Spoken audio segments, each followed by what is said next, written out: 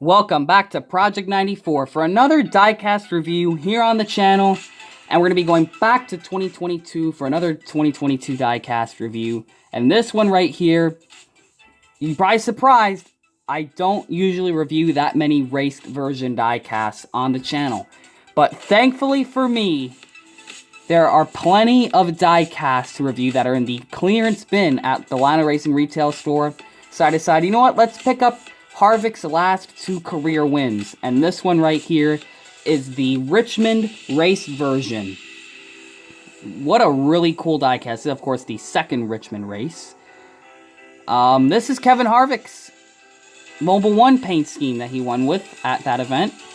It's a really cool diecast because this is probably going to be his last career win. So the value of this diecast is definitely going to go up for sure. So here's a look at the box, and here's the diecast. Really, really cool to have this diecast. Now, hopefully the Winner Circles line, which I am going to be looking at those diecasts eventually. Hopefully this car gets in there because this is a really, really cool paint scheme and a really, really cool race version because of all the confetti that's on here. I mean, the confetti really makes this race version. So without further ado, let's get a closer look at all the details of it. Now, I will leave this as a disclaimer. A lot of people have reviewed this Mobil 1 paint scheme already. I know I wasn't able to review it on the channel, but plenty of people have reviewed this paint scheme. It will be kind of difficult for me to review some of the details because of the confetti covering it. So, for the sake of the video, we're just going to look at the raced version details. But as for the Mobil 1 paint scheme, as far as I'm looking at this, it seems to be pretty unchanged compared to the normal Mobil 1 diecast for Kevin Harvick's from the 2022 season. So we're just going to focus on raced version details. That's usually what we do with race versions, unless they're a special paint scheme like the Harvick Michigan win. So without further ado, let's get a look at this diecast. Of course, you got number 4. You got the grille in the front covered with confetti and Stewart Haas Racing. You have Ford and Mobil 1 with the old hood vents with confetti covering the entire, almost a lot of the hood. You got Ford and Harvick. You have Goodyear, you have Sunoco Goodyear, NASCAR Cup Series, the yellow Goodyears with the dark gray wheels. Got number 4 right there. You have some confetti covering up some of the side details, which we will look at that closer later. We'll just look at the sponsors and decals first. You have Kevin Harvick with the American flag. You have Ford. Let's see if we can get a look at the rest of this. Ford, Mobil 1, Haas, Rush Truck Centers, and Humberless Pizza and Rush Truck Centers. You have the Race Win sticker. We don't have any Busch logos on these diecasts. You have Mobil 1, Gear Wrench. You have the Pegasus as well for Mobil 1 on the side. A lot like Jeremy Mayfield. The Gear Wrench, you got the Hunt Brothers Pizza, Pristine Auction, and Subway. You have the back, Mobil 1 with the rear view camera, the Mobil 1, another Mobil 1 sticker on the quarter right there. You have the Ford Michigan license plate from 2022. You have number 4. You have a detailed carbon-looking splitter, or spoiler I should say, with only the bottom rivets, the bottom pop rivets. This car really should have had the small spoiler. That's why that was done, but they still can't get the small spoilers I see on the 164s. You have Mobil 1 right there covered up in confetti. You have Harvick, and of course the all covered up roof of this thing with confetti. And of course you got parts of where they put the cardboard cutouts. That's why there's some black areas. You can still see some of the roof, but it's majority of it's covered up in confetti. Now it's time for the main part of the diecast to be the raced version detail. So it's obviously the red, white, and blue Mobil 1 paint scheme, the primary Mobil 1 livery that Harvick had in 2022. I already loved that paint scheme as it was, so to see it get a win and have confetti and dirt and scratches on it is pretty cool to have a race version of a paint scheme that was already great. Always good to see great paint schemes finding victory lane. But for the diecast, you have the front right here, of course, going to have the typically more detailed splitter on these race versions. We're going to get some close-ups of this because this deserves it.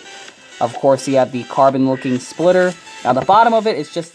Oh, wait, no, they put a decal under here, too. Sweet. There it is. Sometimes they don't do that detail, but this one they have it. Got the little white stripes on the splitter right there in the front, so the pit crews know where to adjust, which is really nice. Of course, you're going to have some confetti, and the main theme color for the confetti looks like a red, orange, blue, yellow, and white. Seems to be the primary colors of the confetti. And of course, got some confetti ended up on the front right there, and on the grill. Man, the grill must be really sticky, because man, this is a big, like, it literally took up the entire grill, but it didn't splash like anywhere else. And I think as he was doing burnouts, the confetti was coming onto the car as well. I have to rewatch that burnout replay, but sometimes they throw confetti while they're doing burnouts so they can get some more confetti on the car, which I like. That makes it more of a bigger celebration. But yeah, mostly the upper part of the splitter is covered up in the confetti. More on this side compared to this side. It's a bit like more sprinkled there compared to this side where it's just caked. And on the hood of this thing, and on the mid part of the nose, you got some headlights covered up in confetti. Not the entire headlight, just around the headlight. And then on the hood, you have the detailed hood pins, the little hood tape right there. Got some tire wear in the front. As you can see, the marbles on the front of this thing. And of course, you have the confetti spraying all over the hood, mainly towards where the window is, but they can't put decals of confetti on the windows on these, unfortunately, on the 164s. Hood vents are slightly covered in confetti, but they're mostly cleared up. But yeah, anywhere white, like other race versions, like bright colors like white or neon colors are easily going to have the tire wear show through much easier on these diecast. So that's why you can see some of the black detailing, those are the marbles. Pretty balanced between the marbles and the confetti on the hood, but there's definitely more confetti. Of course, it's covered more towards the upper portion, but man, I just love showing you the details of the race versions. And of course, on the sides, both of them are going to be different. They're not the same confetti pattern on both sides because, you know, it was on a different side. So you got some scratches, some cat scratches on the wheel wells right there. Got some confetti caked up on the Goodyear.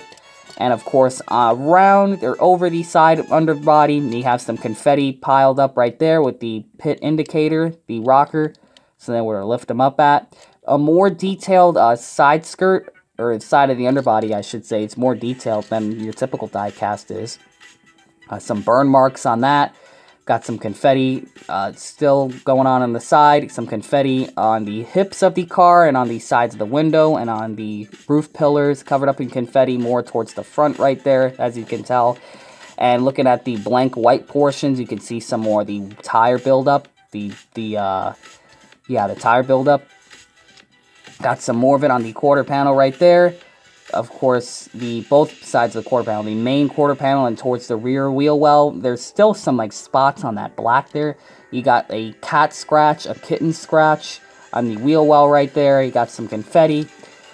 Mostly on the upper portions of the side, it has the confetti, but it's nice to see the confetti caked up over the sides of the underbody. But that's pretty much what you got going on this side of the paint scheme, or the diecast wrap. Now on the back, pretty much like your standard Mobil 1 diecast for Kevin Harvick, but you do have some confetti on the taillight right there with the two whites and the blue. On the deck lid, you have some more confetti caked up, so it continues from the hips of the car onto the deck lid. And it looks like somebody took their hand and just wiped off some of the confetti so you can read the Mobil 1 logo better. Because sometimes the sponsors are wanting to take off the confetti in certain areas. Like, if it's big time on the hood, I mean, you could still kind of read Mobil 1, but, like, if this would have been all covered up, they said, no, we want to take off some confetti so you could read the sponsor. That's just what the sponsors do sometimes. But the top of this thing, man, this is a confetti cannon diecast right here. Definitely a confetti cannon diecast. Now, that's why I really liked the Austin Cindric Daytona 500 win, because that was another confetti cannon diecast. But this is another cool confetti cannon car. And now on this side of the car, the left side, got some more confetti dripping onto the door compared to the other side. And you got some more confetti caking up on the side of the underbody. There's really just more confetti on this side of the car. Man, confetti's such a tongue twister. Got some more on the B-pillar, whereas this side there really wasn't any on that. Besides like one bit of blue confetti. But yeah, more confetti on this side. It's just dripping onto the sides of the car. You got some little marks and kitten scratches. You got some of the tire buildup right there. You got some, looks like a pretty big, no, that's not a dent. That's actually fuel stains right by the bioethanol logo. Because sometimes when you stick the fuel can and take it out really quick, the fuel's going to drip on there. So you got some fuel, ethanol drippage right there. Of course, you're going to have some little scrapes and kitten scratches around the wheel wells once more. But it's more towards like underneath the Mobil 1. He didn't like ram the hell out of this thing like on the walls, so you're not going to have major scratches. Like sometimes when they hit the wall, there's like a flat part of the fender that gets scratched up big time. Not really on this diecast. He was pretty calm with how he was driving in this race. Richmond short track strategy races, there's no reason to be banging the heck out of everything. But yeah, there's definitely more confetti on this side. But in terms of damage to the car, like, you know, massive damage, like dents and beat marks all over it, this is definitely not one of those diecasts. This is definitely more on the confetti cannon side of things. So if you're into that kind of thing, like I am, you definitely should be getting this diecast. The race versions with a lot of confetti. I know some people don't really like raced versions with lots of confetti. But for some reason, I really like it. But, you know, that's just based on preferences. If you want to get some clean race versions, the Michigan win is pretty good. I almost said Maya Snyder. It's not Maya Snyder. The Austin Hill Daytona win and the Winter Circle Wave. There are some ways to get clean race versions. But this one's definitely caked in confetti, as I give you guys a 360 view of it. So yeah, it's a pretty simple scheme already as it is, with confetti and race version details covering it up. But yeah, I still really like this diecast, man. The Kevin Harvick Richmond win. This side's definitely more scratched. Compared to any of the other fenders, the right front is the most screwed up, scratched up looking detail on this car. So not really much on this side. Most of the confetti, what I guess when I call it, drippage, although it's not a liquid, it wouldn't be dripping onto the side of the car. It would just be spraying and falling onto the side. That's the proper terminology. But here it is. The confetti on this side, the left of this car, and the underbody. But yeah, guys, pretty cool Kevin Harvick race version. If you do like lots of confetti, this is definitely for you. I know I really like this diecast. I honestly, looking at it, the confetti was, for me, was the main draw. Because there were other race version diecasts that were in there, including the Harvick Michigan win, which I got because it's a majority clean and can still be used. But yeah, this is another just cool diecast, historic, and it's definitely going to be a historic piece because this is probably going to end up being Harvick's final win if he doesn't win another race.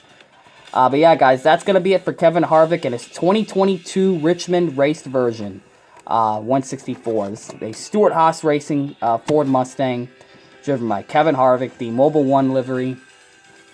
And, of course, the day I'm recording this, Kevin Harvick is going to be in the SRX event, so got to get ready to tune in for that, and we'll see how Harvick does in that event.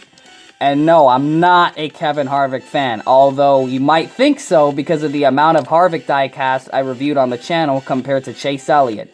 And we're promoting his SRX start. But yeah, guys, that's going to be it for this diecast review. Comment, like, and subscribe, and we'll see you guys in the next diecast review. And always remember to make sure you know what you're doing when you're putting decals in your diecast.